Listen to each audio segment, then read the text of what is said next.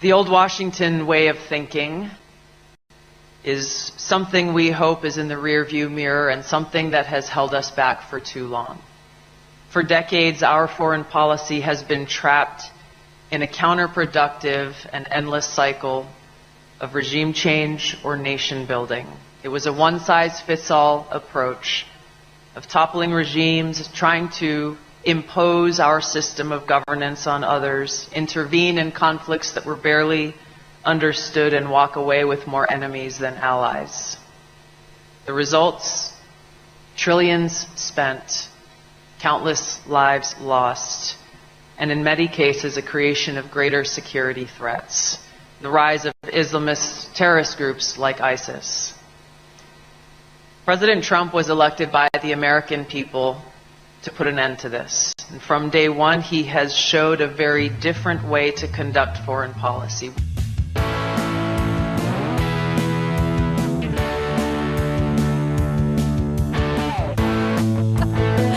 Welcome to Gaslit Nation in this special segment with Russian mafia expert Olga Lautman, a transnational crime aficionado. Wherever there's crime, there's Olga Lautman screaming at it.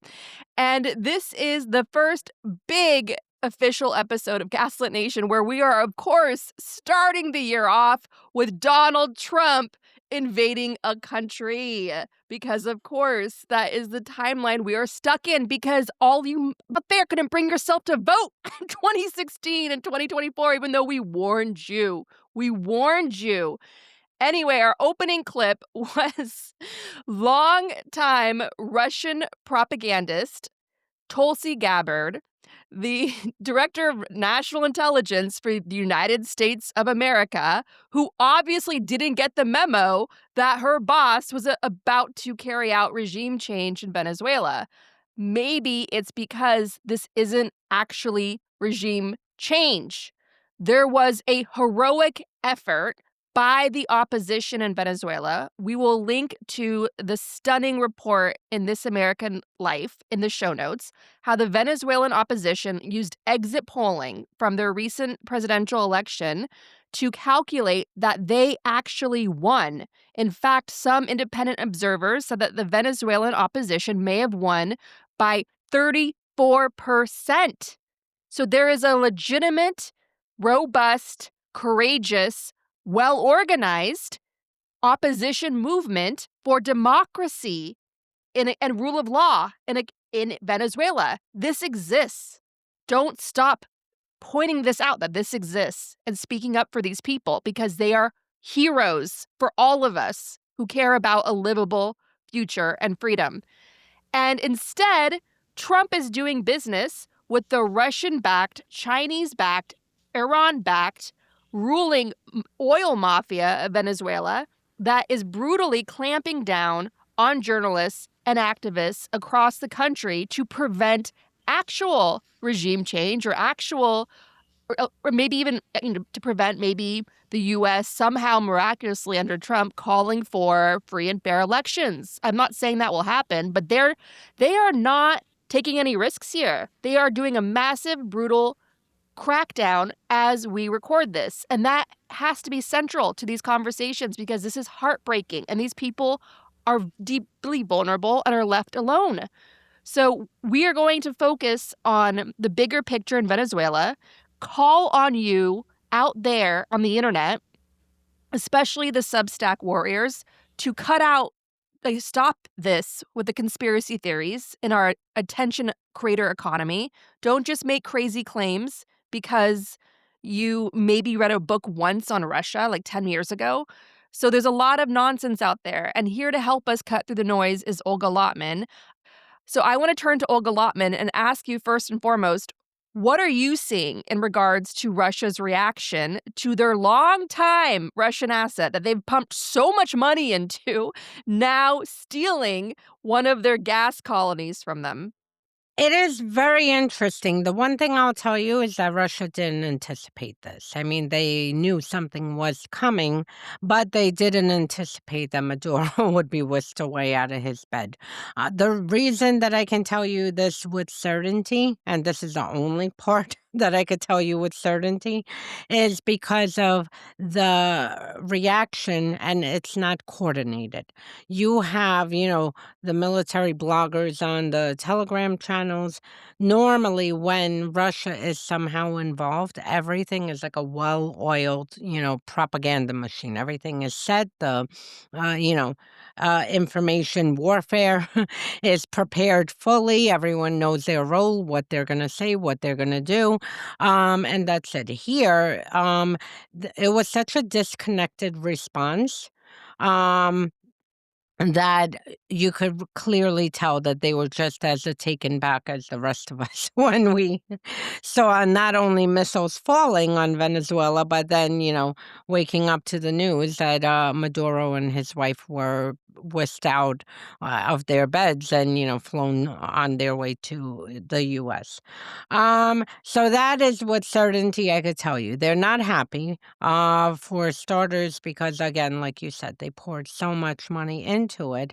They already lost Syria, and they Syria was a very critical point for them because it was their, springboard to all the Africa operations and whatnot, which has made it a drop more difficult. And they're on the verge of losing Iran because I don't even know if we're going to hit Iran before this, episode comes out. But any moment, we could be bombing Iran and whisking away. Well, actually, the Iranian leader as it dropped smarter, and news came out that he's already made preparations to flee to Russia should things go bad. Wait, the Iranian leader Yeah, has already the prepared. supreme leader. Oh Mhm. my gosh. And I heard from someone who works in the Pentagon that Iran is on the verge of collapse. Well, we can see that in all the reporting, all the mass protests. The protests are, you see them growing by the day. Israel has been, locked in national security meetings. The U.S. has been making movements, military movements now to the region, at least we saw over the weekend, thanks to all the OSINT people, tracking the same type of planes that were involved in the summer bombing of Iran, that they went first to UK, and then it looks like they're making their way to the Middle East. So, with that said, Iran is next. And these are all Russia's client states. For a very long time, they purchased weapons from Russia. Um, they purchase, they assist Russia in its genocidal war in Ukraine.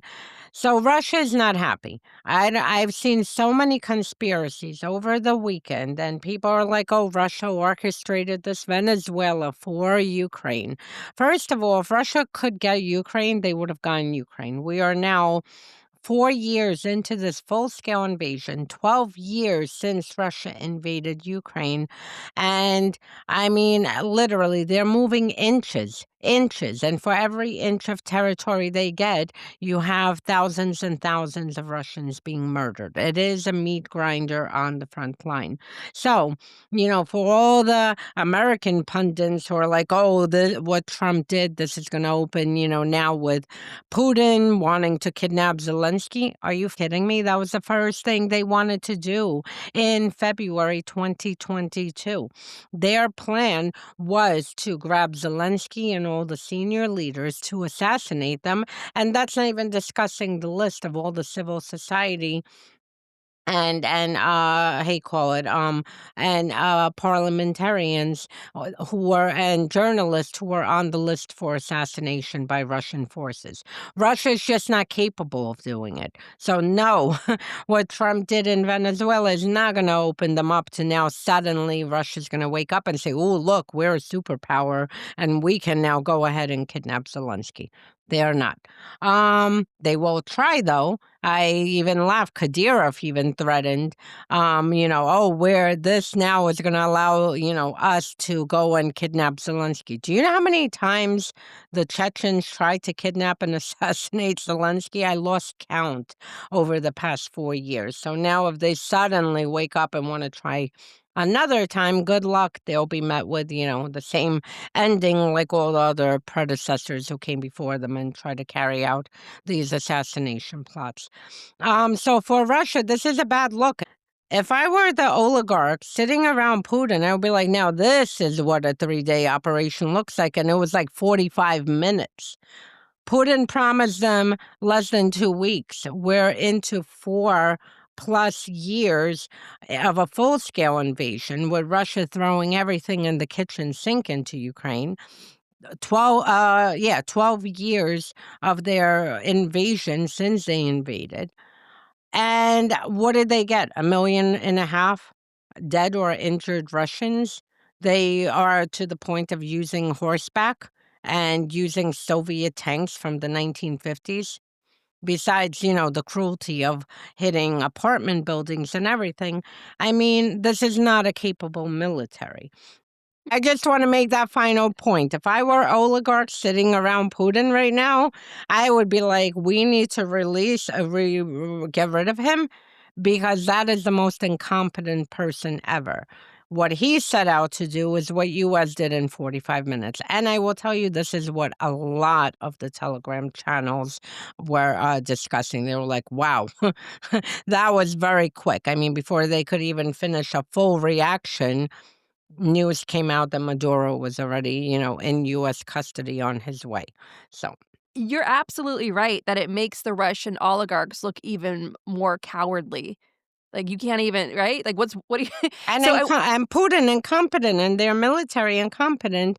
And then the last thing I'll say, and then go ahead, is if Russia has tried to be a superpower. They've inserted themselves into the Middle East, into Africa, into Latin America. I mean, everywhere. They have, signed all these agreements, expanded the BRICS, whatever. If I were one of these countries, this is the third time that Russia has not come to the aid of one of their client states that they sent signed military defense agreements. Iran got bombed by Israel and the U.S. Where was Russia? Oh, we're deeply concerned. Venezuela's Maduro ended up in New York and downtown Brooklyn, whisked out of his castle. we love our socialists in downtown Brooklyn. I know. I'm just kidding. Socialist democracy now. Okay, go on. And where is Russia? Oh, we're deeply concerned. They sound like the Europeans. We condemn this. We're deeply concerned. And every time Syria, Syria fell. Assad's regime fell. And where was Russia to help? After everything that Russia did, and promised the Syrians and, everyone. So if I were a country out there, do not expect, if you could sign and have all these pretty pictures with Lavrov and, the Russian military and Putin, and sign these defense agreements, they're worth what the ruble was after the Soviet Union collapsed, because Russia is not coming to your aid. And this, reputation-wise, was a big hit, because now Iran's going to fall, potentially. And now you're going to have, literally a bingo card of all of Russia's client states, where one by one, continues to go down. Go ahead. Well, I want to ask, so the reporting says that big oil is looking at this Venezuela crisis, and they're like, thanks, but no thanks. It's way too risky to get involved. It will take $10 billion minimum a year and a stable environment and years of investment. But even if Venezuela's situation is completely unstable, so is the one in the United States, where a Democratic president could come along in 2028 and be driven by their base. Not that the Democratic presidents listen to their bases much, but could be driven by the American people to say, like, pull us out of there. That was illegal. That was a horrible mark on our history. Get us out of there. So the big oil is like, and plus, there's a whole issue with the oil being sour, crude, whatever the terminology is. It's high maintenance oil. And so will Trump, out of desperation, through all of his many Kremlin cutouts and offshore accounts and so on, turn to some Kremlin savior that dangles money in front of him like they've done throughout his entire rise and say, oh, you need someone to develop that oil with you? We'll do it. I don't see Russia again as right now a major player on the world stage. If it was a few years ago, look, the Russians are like termites. They stick themselves into everything, every country, every democracy, every institution. They infiltrate everything, The and they Russian KGB ruling regime. wow, and Let's be clear, right? The well, regime. and everything along that extends with the regime, which is quite big and goes into the millions and Right, millions like of the Russian people. Orthodox Church being an Yeah, arm of the Kremlin and yeah. so on. So, I mean, they infiltrate into everything. They sit there and like termites. They sit, eat until the democracy's gone. Western institutions fall. People don't know what truth is. They don't know what to trust. They don't believe anything. They're prone to conspiracies. Everything is delegitimized, and that's it. The liberal order is overturned. They're excellent for this. Information warfare, hybrid warfare, all their shadow attacks, cutting cables, on the ocean bed of near Latvia, burning, hey, call it railways. So they're good with this. But they are not right now in the position that they were years ago to toss around money. I mean, if anyone is coming to Trump's aid, I would see China because China's already buying that oil. I'm sure, I think it was like 700,000 something tons or something per day. Forgive me, I'm not an oil person. I don't know nothing about oil. I do know China is a client of Venezuela. The Chinese have the money. They're very well positioned right now to come in and tell Trump, listen, you give us, this or you ease tariffs or whatever that they want, and we'll help and send money in here. And with Trump's, public, we want the Chinese out of our backyard. I mean, who believes him? Just like the fact with Maduro is, a narco terrorist. Okay, so is the regime he left in place. They're not going anywhere. I mean, this is the Chavistas. Where are they going? They're Maduro's, it's like Putin removing Putin from the head, but then leaving all the FSB and all the Security Council and Patrushev and, All everyone. the Michael Flynns of the Kremlin. Yeah, leaving everyone there and leaving the whole thing and just plucking Putin out. I mean, in Russia, It would be fun. We'd celebrate. I would beyond celebrate.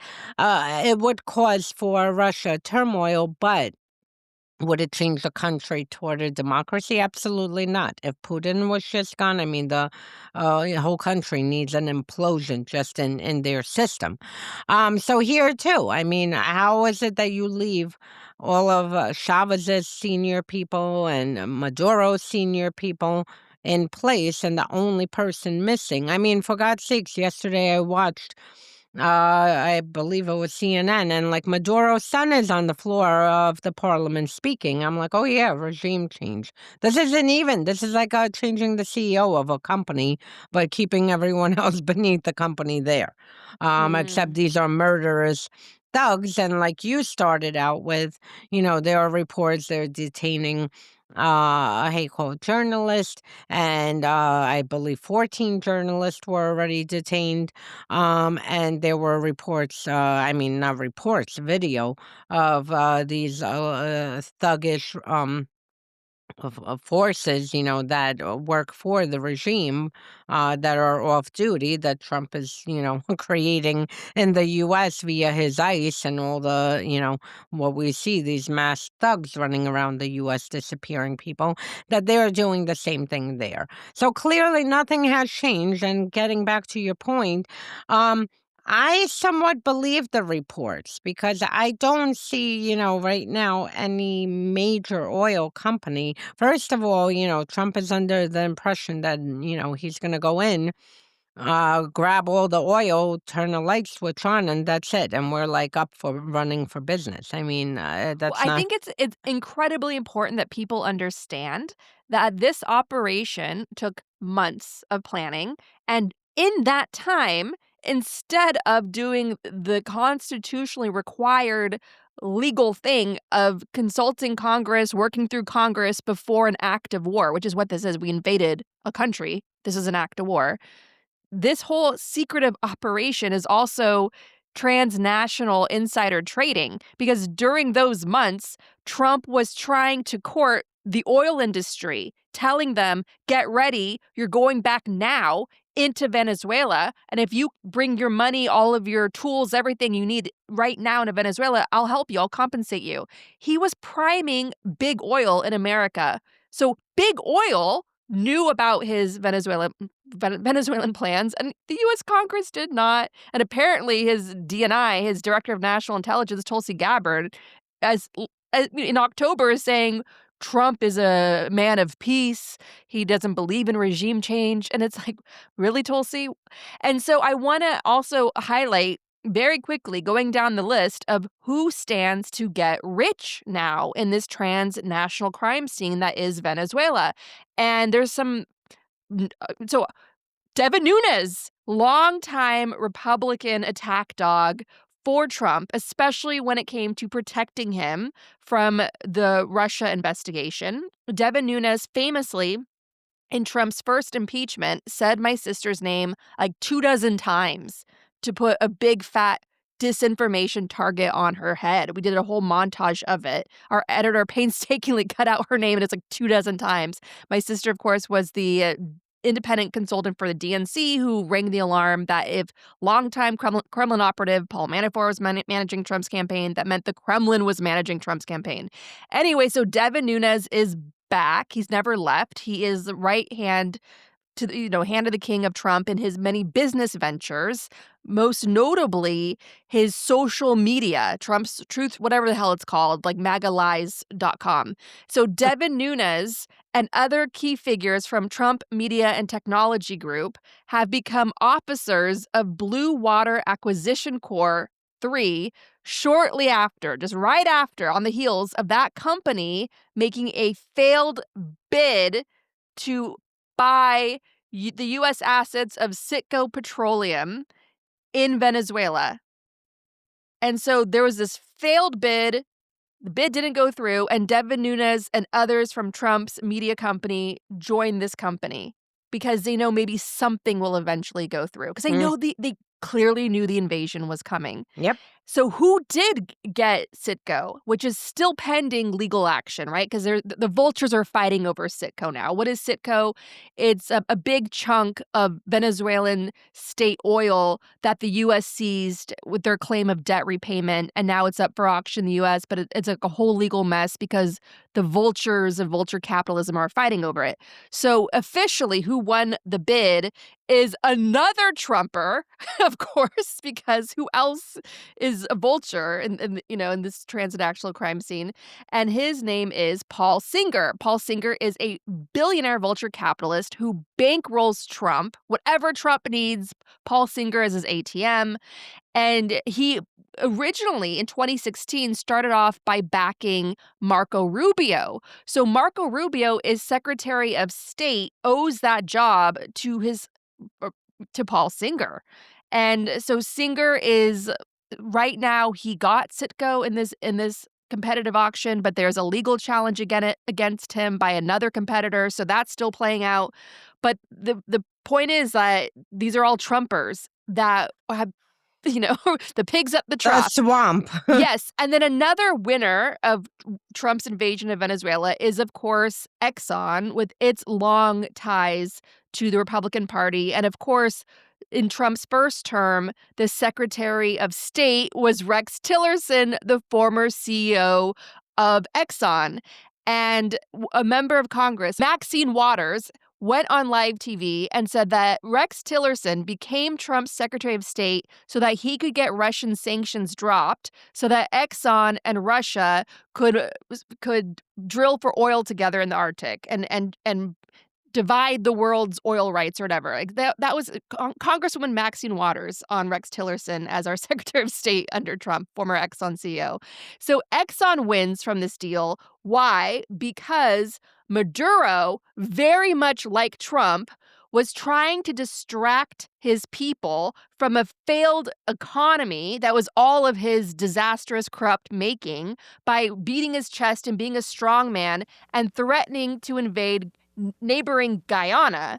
And so how do you try to beat low approval ratings? You try to be, you put on a military uniform and you threaten an invasion. Exactly what Trump is doing now. His ratings are tanking.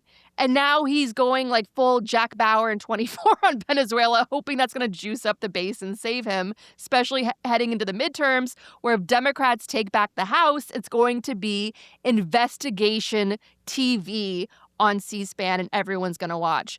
And the subpoenas are going to go flying. And so Maduro was harassing Exxon in Guyana, threatening to make moves on Guyana. And now that's, I mean, it remains to be seen, but that's on hold right now. Like, Guyana was desperate for help. They're going to the international court and saying, please help us. Maduro's threatening to invade. Guyana's neighbors were trying to come to their rescue and like stand up to Maduro and say, cut it out. You're being a bully. And so now Exxon doesn't have to worry about that. And if Exxon has the appetite for it, they could join Chevron in Venezuela. All oil stocks have gone up in response to this, of course.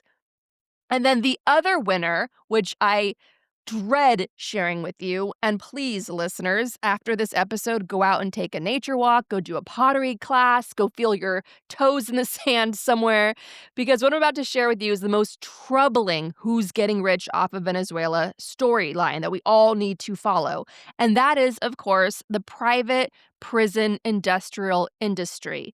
Trump has been outsourcing prisons in El Salvador, right? So Trump has been depending on El Salvador's Citgo prison, the largest prison in the world, which currently holds 40,000 people. That is the size of a city. So the Trump regime, led primarily not just by Trump, but of course, Nazi fanboy Stephen Miller, have been putting pressure on Venezuela to expand their prison so that it could hold up to 80,000 people.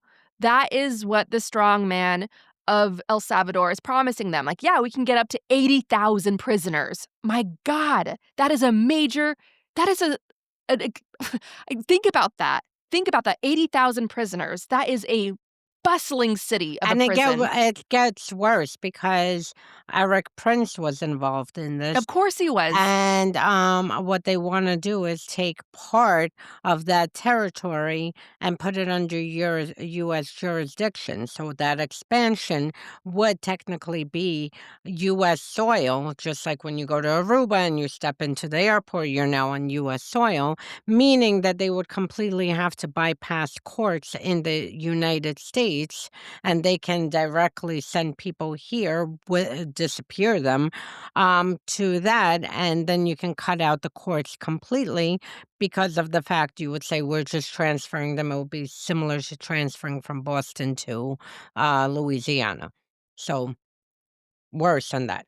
Go ahead. Absolutely. And so the problem is expanding the prison, doubling its size from 40,000 to 80,000 will take time. It'll take investment and time, and Trump and Stephen Miller don't have that time. They just got $75 billion from Congress for ICE. So they want to hurry up and round people up and illegally send them abroad to their gulag in El Salvador.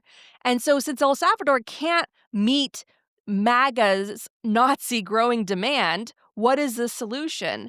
Well, Venezuela is and they're putting, Venezuela presents itself as a solution. Now they have Venezuelan prisons, right? Now they can send all the Venezuelans they're kidnapping across America back to Venezuela.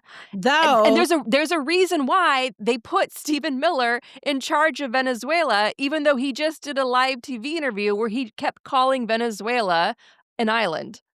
Though I will have to say it's interesting, and I'm curious what MAGA thinks about it.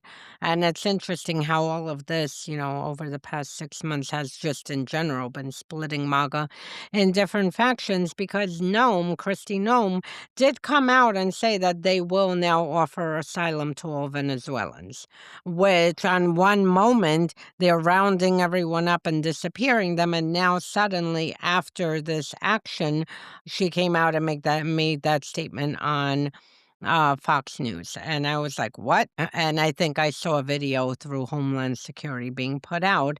And I'm like, I could just picture, the MAGA little heads blowing up that they're going to have to welcome their Venezuelan brothers and sisters when, just a week ago, they were like, get everyone out of here. So I don't know what's going to happen. But you are right, because they can use it for everyone else. I mean, they want to literally remove the whole Somali community, and they're going now by communities. They're not even no longer going by status, whether you are naturalized, not naturalized. They have, a whole plan to ramp up denaturalization this year. So it'll be interesting to, watch. We definitely have to watch that. But again, Trump is playing with fire. This is Venezuela. This is Venezuela. He doesn't know nothing as much as he thinks he knows. He doesn't know as much as, his corrupt crony the sociopaths like Miller and Nunes and Grinnell and everyone else involved in this. As much as they think they know, they don't know, because you have Trump basically rejecting the opposition that is seen as the rightful winners. You have the brutality now coming down for anyone helping Americans in this regime, which is going to make it way more difficult for the CIA to operate if now they're running around and have a disorganized force of pick up anyone and everyone and anyone you suspect of betraying Venezuela and Maduro and this regime. So we don't know. I mean, the country can go into complete chaos, and then what's going to happen? And the fact that he thinks, he plucked out Maduro and that's it, and that you're not going to send U.S. forces there. If you want to control a country, you do have to have U.S. forces. And just to remind everyone, we are now what's today? January 6th, okay? This is what he occupied us all with. On January 1, you have how many millions and millions of people who lost health insurance because Republicans decide to, go home and not deal with the ACA subsidies? Do you think regular Americans, and I hate to say, because now I sound America first, but do you think regular Americans really right now, with everything happening, expensive food prices, insurance, I mean, for people who could hang on, they're paying double insurance. Other people just said, I can't afford this. This is insanity, and have to give up insurance completely. Everything is more expensive. Do you really think people are concerned about freaking now that we own or are in charge of Venezuela? Like, people here are having problems. There are bankruptcies going up in small businesses and this and that. And here Trump created another situation. And that's why I say it's going to backfire on him, because the average person, I have never seen the average person going and saying, gee, I wish we would do more in Venezuela. I've never seen it, except the Venezuelan community, rightfully so, pushing and fighting for change. But we're not even supporting that. They were all excited what Trump did on Sunday, which no one's going to miss Maduro. But then came Monday and Tuesday and Wednesday, and the regime is there, and Trump dismissed, the freaking opposition leader who, like you said, won potentially by 30 plus points. Gonzalez, who she put to run for her, 30 plus points. And Trump dismissed her as oh, no one respects her. She's really nothing. What? Okay. What a horrible way to talk about anyone. Yeah. Imagine And this meanwhile, woman she's put her trying to life on the line to fight for a real Venezuela, for a better future. Oh, she's not respected. No. Okay. And meanwhile, she's on live TV trying to bribe him with her Nobel Peace Prize. Like, I'm trying to meet you and give it to you. Like, she doesn't understand. Trump is purely transactional. If he doesn't need you, you're nothing to him. And he said that in his press conference on Mar-a-Lago. He's like, she's nothing to me. If she controlled the oil fields, that would be a different story, but she doesn't. The violent criminals, the mafia that he's now cozying up to do. I do want to say, like, Kristi Noem with offering Venezuelans now the option to apply for asylum. Sure, she's backtracking on that, but they could also now say, no, why do you need asylum? We liberated your country, go back. And they cannot go back. No, they can't. Nothing changed. They'll be arrested immediately, prosecuted immediately. Nothing has changed. And that's it. And again, Venezuela, for decades and decades since Chavez took over. I mean, Venezuela and poor Venezuelans, what they have gone through for decades with this horrific regime. But Trump, unlike Bush and everyone else who at least gave some kind of a premise, and pretended, yes, we need democracy in Oh, you Iraq. stop that on my show. You don't No, say that. You don't say that on my George W. they- Bush and Dick Cheney. Dick Cheney came from Halliburton. Did they it's tell you? exact Did same- they it's tell exact you? same shtick. Wait. Okay, listen. Wait. You're not letting me finish.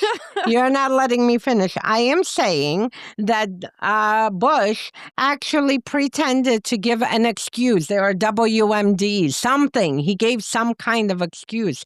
Bullshit that it was. He gave an excuse. Trump stood there and said, nah, I'm there for the oil. Never mind democracy, never mind opposition, never mind anything. I'm just there for the oil.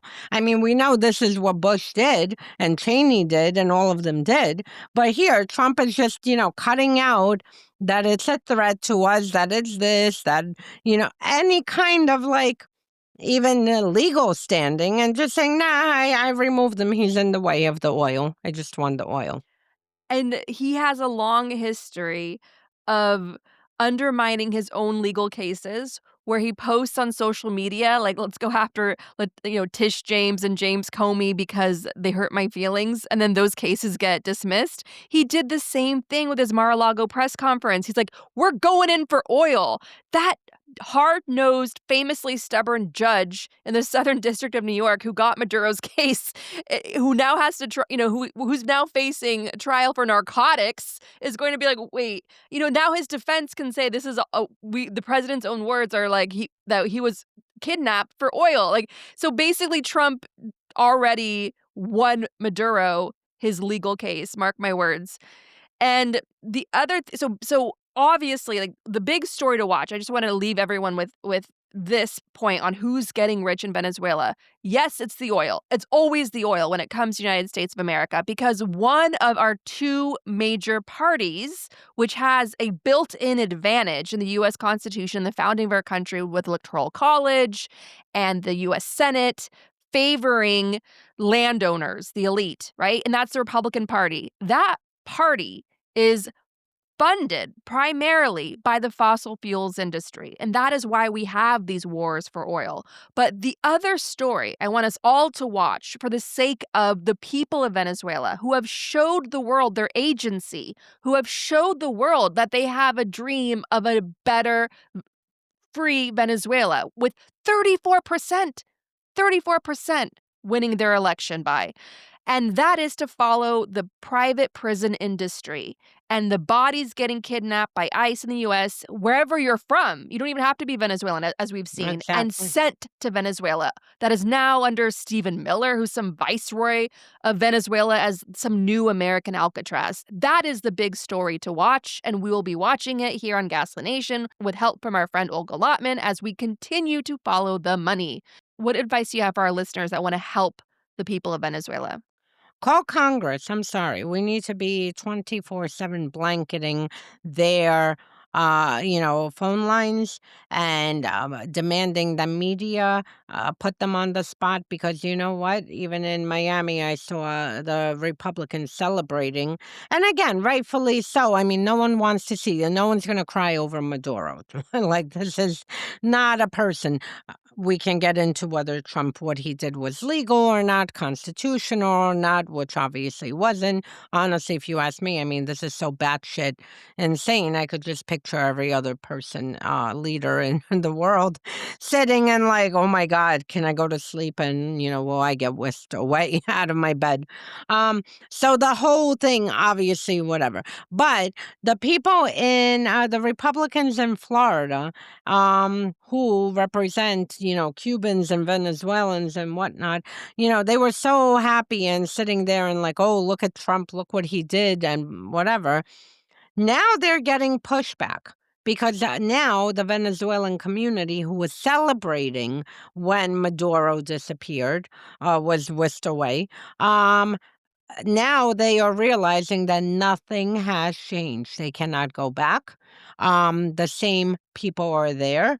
I mean, the same, how you call it, those thugs that roam around for the regime are still doing that. That journalists are being disappeared. There are checkpoints up across, everywhere being put up. So go call Congress and ask them, what are we doing? What are we doing? Because his next thing to watch for is Greenland, which we'll have a separate show on. But the fact that we might actually be fighting our NATO forces, which will be the end of NATO. What is he doing? And this is what every Republican, look, you have obviously Republicans in, very red um districts, which by the way, we've seen them losing. Even if they win, they're still winning by, 10, 12, 15 points less than they did just a little bit over a year ago.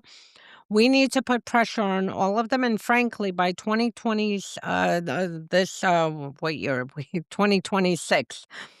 This November, I don't want to hear people, I don't want to vote. We need to vote. If you have a mass group of people who voted, you see it's working.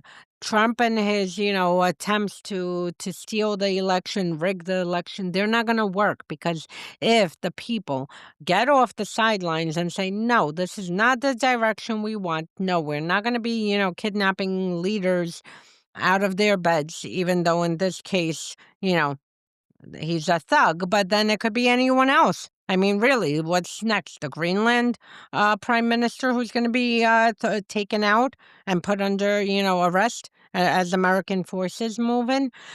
So we need to send a resounding message. And honestly, Republicans, especially the ones right now who are in sensitive districts where they won by a few points, they need to understand that if they don't take back their congressional duties, they can kiss Congress goodbye. So they either take it back right now and start acting like Congress and a check on this insanity and this, insane executive branch, or they say goodbye in November, one or the other. And we see, I mean, right now, this morning I looked and it's very sad, that another Republican, that a Republican passed away this morning. No, it's sad. I mean, look, he still has a family and whatnot in California. He died this morning. Now we're really literally going to be within a seat or two margin in Congress. So, I mean, the people can make a difference today, right now. Call, call, call, call, call everyone. Call your local representatives. Call anyone at risk of losing their seats. Call them. And for people in more purple and blue states, we need to really organize and call and push back on, this ICE insanity. Like they need to stop this surveillance state Trump is building. And we need to push back because these are the states that New York, are you kidding? Like, what are we doing? Why are there not laws preventing surveillance happening to the citizens of New York? Same for Connecticut, same for New Jersey. Like, we need to push back where we can. We need to slow it down because right now the courts have been doing a lot of the slowing down, but they can't hold up forever. They need the people to push back. So, with Venezuela, with everything, with ACA, with everything. we need to make sure that our leaders know that they're not going to be in power if this continues on. Our discussion continues, and you can get access to that by signing up at the Truth Teller level or higher on Patreon. Discounted annual memberships are available, and you can give the gift of membership. Get bonus shows, invites to exclusive events, all our shows ad-free, and more at patreon.com/gaslit. That's patreon.com/gaslit. Thank you to everyone who supports the show. To help Ukraine with urgently needed humanitarian aid, join me in donating to Razom for Ukraine at razomforukraine.org. To support refugees in conflict zones, donate to Doctors Without Borders at doctorswithoutborders.org. And to protect critically endangered orangutans already under pressure from the palm oil industry, donate to the Orangutan Project at theorangutanproject.org. And check your products for palm oil because it's everywhere. Gaslit Nation is produced by Andrea Chalupa. Our associate producer is Carlin Daigle. Our founding production manager is Nicholas Torres. If you like what we do, please leave us a review on iTunes. It helps us reach more listeners. Original music in Gaslit Nation is produced by David Whitehead, Martin Vissenberg, Nick Barr, Damian Arriaga, and Carlin Daigle. Our logo design was generously donated by Hamish Smythe of the New York-based firm Order. Thank you so much, Hamish. Gaslit Nation would like to thank our supporters at the producer level on Patreon and higher: Jans Alstrup Rasmussen, Katie Masuris, Ann Bertino, David East, Don Rossiter, Deborah Schiff, Diana Gallagher, D.L. Singfield, Ice Bear is Defiant, James D. Leonard, Jared Lombardo, Joe Darcy, Kevin Gannon, Kristen Custer, Larry Gasson, Leah Campbell, Leo Chalupa, Lily Wachowski, Marcus J. Trent, Mark, Nicole Spear, Randall Brewer, Sherry Escobar, Todd, Dan, Milo, and Cubby.